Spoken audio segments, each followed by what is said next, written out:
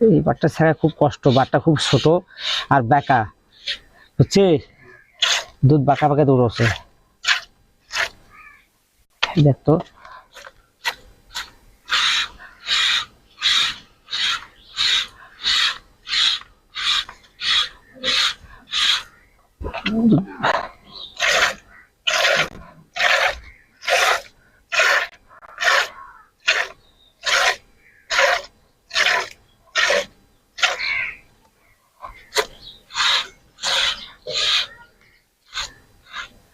চারটা বাট থেকে বাট থেকে নিলাম একটু দুধ, যাতে সমস্যা না হয়, যাতে বাটটা নরম থাকে, সেজন্য চারটা বাট থেকে নিলাম।